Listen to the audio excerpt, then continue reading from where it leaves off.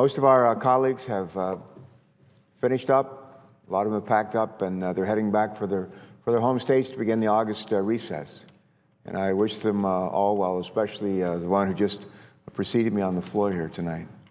I stand between, for the staff here and Pages, who are wrapping up their summer with us, at least a month with us. And they'll be heading back to their home states across America. We had one of our Pages, a Page actually in the last group at the beginning of the summer from Delaware. We're very proud of her and all the ones that have been here. I told them that they're about maybe the best group we've ever had. So we applaud them. Even that guy from Arkansas that you know, whose mom used to sit right down here on the road next to Mark Pryor and me. I want to thank the staff for their hard work for the course of this year. We're at a good place, I think, and the Senate's starting to act more like the Senate of old. And we're beginning to govern a little more from the center, and Democrats and Republicans to look in and finding ways to work together on a wide range of issues. Especially pleased with the progress we made on federal student loan program, and again, trying to make sure the program's available at a reasonable interest rate cost to help make sure that a lot of students, young and old, can, if they need the help, sign up for student loans this late this summer and this fall, and be able to go back to school and complete their education. Senator Enzi used the numbers 80-20, and he is, in the times the years that I've known him, has talked about the 80-20 rule, which he may be the architect of. Madam President, the 80-20 rule is something like this. Around here, we agree on about 80% of the stuff. We may disagree on 20% of the stuff, but at the end, why don't we just focus on the 80% we agree on? Set aside the 20% we don't agree on, and we'll take that up another day. That is the spirit that Senator Tom Coburn, who's the ranking Republican on the Senate Homeland Security and Government Affairs Committee, and I have taken to an issue that needs to be addressed, and that is a path forward to make sure that we're going to have a strong postal system in this country. We had for over 200 years, and we need to have a strong and vibrant, financially strong, sustainable postal system for a long time, for as long as we're going to be a country. The nature of our needs, the way we communicate, have changed dramatically. I remember finding in my parents' home, oh gosh, about 5-6 years ago, when after my dad had died, my mom was going to move out of their home in Florida up to close to my sister in Kentucky. We found this treasure trove of love letters that my parents exchanged in World War II. And for others of you whose parents have maybe been in a similar situation, whose folks were part of the Great Generation, you may have uncovered a treasure trove of letters like that as well. They wrote literally every day, just about every day through the war. I remember the happiest days that I spent in Southeast Asia, several tours that I served back there in the early 70s. Happiest days for us during each week were the day or days we got the mail. Those are the best days. Letters from home, cards, postcards, newspapers, magazines, those are great days. And people over in Afghanistan, our troops in Afghanistan these days, they still get mail. They still get letters, they still get postcards, they get birthday cards and Father's Day cards, Mother's Day cards, but it's different because they have Skype, they have cell phones, they have a lot of other ways to communicate. I'd asked my staff recently, Madam President, asked them to actually go back 12 years ago when I first came here, and I said, tell me how many emails we got for every letter that we sent. Tell me how many emails we got for every letter that we sent and received. And as it turned out, for every one email that we received 10 or 12 letters. That was just like 10, 12 years ago. I asked them to tell me what it is today, and it's just flipped. It's just the opposite. For every letter that we get, we receive roughly 10 or 12 emails. Now, the way we communicate in this country has changed, and that's just one clear example of it for us here on Capitol Hill. The Postal Service has struggled, much like the U.S. auto industry did in the last decade or two, to try to make a go of it. And the auto industry found themselves in a situation where they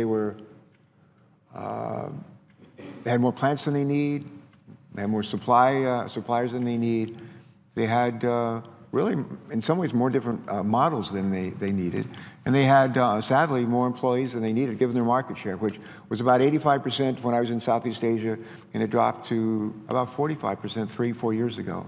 Fortunately, the auto industry here in this country is revived and vibrant and coming back. They're hiring, building cars, award-winning cars, highly energy-efficient cars. But it's an industry that's had to retool itself, to right-size itself for the 21st century, and they have done that, and they've done it well. The big three in the U.S. are back. They're building some of the best cars in the world. We can be proud of the work that they do, and they're paying, not only hiring people, hiring more people, paying bonuses to their employees, and it's turned out to be a very good success. These were the companies that were literally going into bankruptcy. GM, Chrysler, not that many years ago, they're back, and we're a better country. Thank God we helped them get back.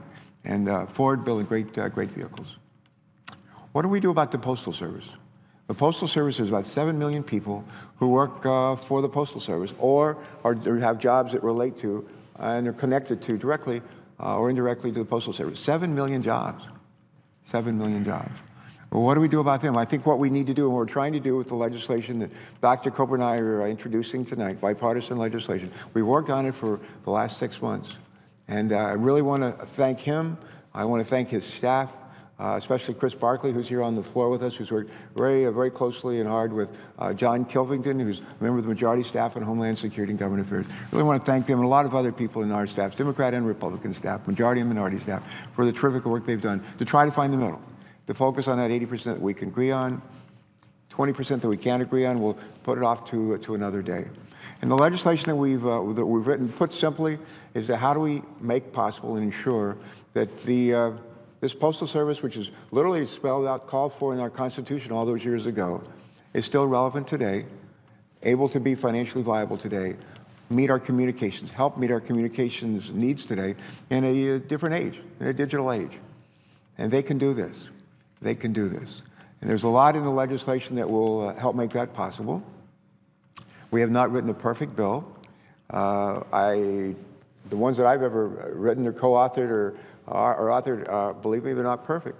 We do our best, and then we introduce the legislation, and we ask other people who have similar or different views to tell us what they like about our legislation and what they don't like.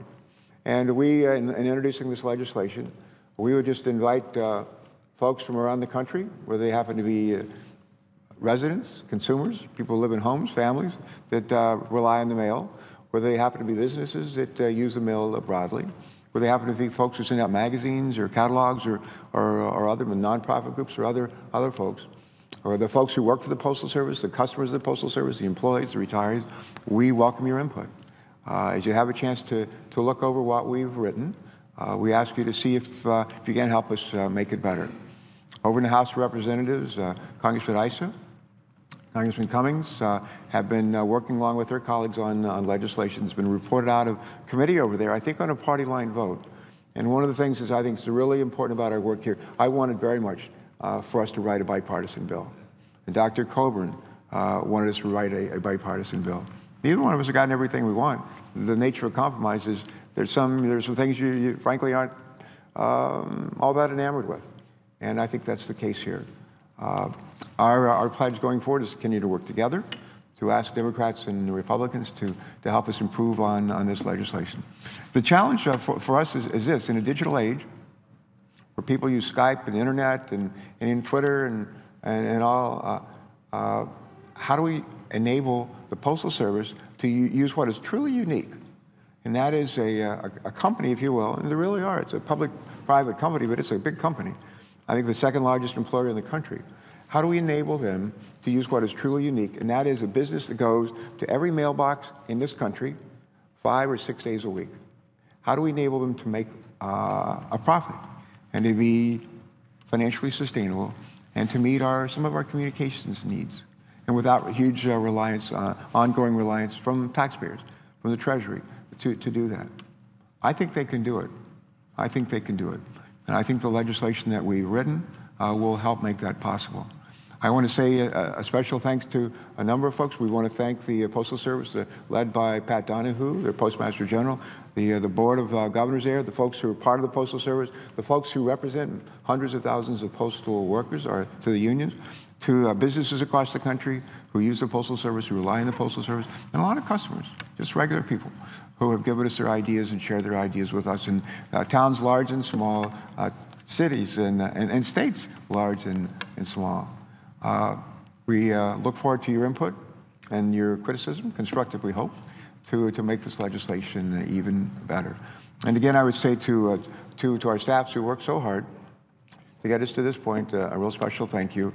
And to our colleagues on both sides of the aisle, we look forward to working with you to make what we think is a good bill even better. I like to say that everything I do, I know I can do better. The road to, if it isn't perfect, make it better. And my last thought on this was the road to improvement is always under construction. So we have some more work to do, and we're going to take, I think, towards a good bipartisan bill and hopefully make it a lot better. Madam President, with that, I think I'm going to say good night to you. Look forward to seeing you in about 5 weeks, and my best to you and the people that you so ably represent in New Hampshire. God bless. With that, I would note the absence of a quorum, and thanks so much.